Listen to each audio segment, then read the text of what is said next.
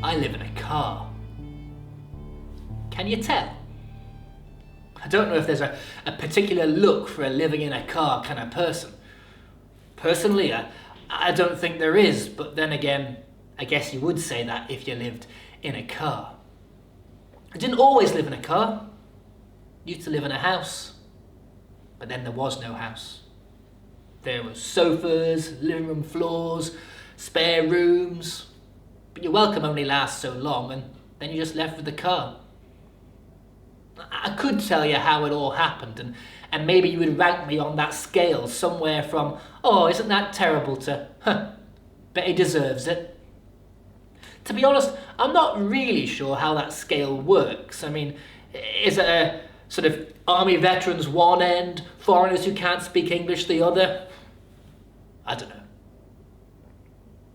I could tell you my story. What's the point? What difference would it make? I'd still be living in a car.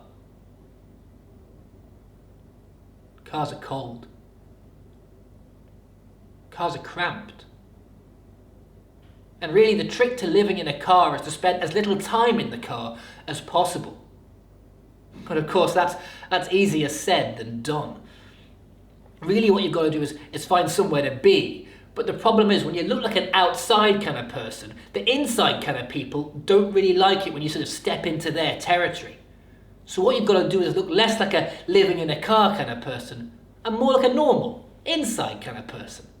And that, well, there's a real art to that, let me tell you. You see, what you've got to do is find fast food restaurants, basins, get your clothes washed as quickly as possible, dry them in the back seat of the car, and then once you've done all that, it's simply a case of finding somewhere to be. Somewhere that it doesn't cost just to exist. Libraries, they're pretty good if you can find one where they haven't already closed it down. Let me see. Shopping centres. Shopping centres are really good. You can sit for hours and hours in a shopping centre, or at least until the overly enthusiastic security guard comes along and moves you along. Churches, you might not think it, and they do have rather limited opening hours, but churches are actually a really, really good place to be. I mean, if you slip in just at the start of the service, just as that first hymn is starting, and slip out again just as that final hymn is finishing, well, you've got a good hour sitting beside a radiator. Hour and 15 if the minister goes on a bit, and they do tend to go on a bit. And the best thing about them is that no one notices if you doze off. Because everybody else has dozed off too. It's fine, you'll fit right in. Although there was one time recently and I was just starting to fall asleep. That hymn was finishing at the start of the service and my eyes were starting to shut. But then the minister, well, he started reading from the Bible. And he had this particularly reedy voice and he was really giving it stacks that day. And man, it was really hard to ignore. And then he started quoting from the main man, from Jesus himself. When I was hungry, you gave me something to eat.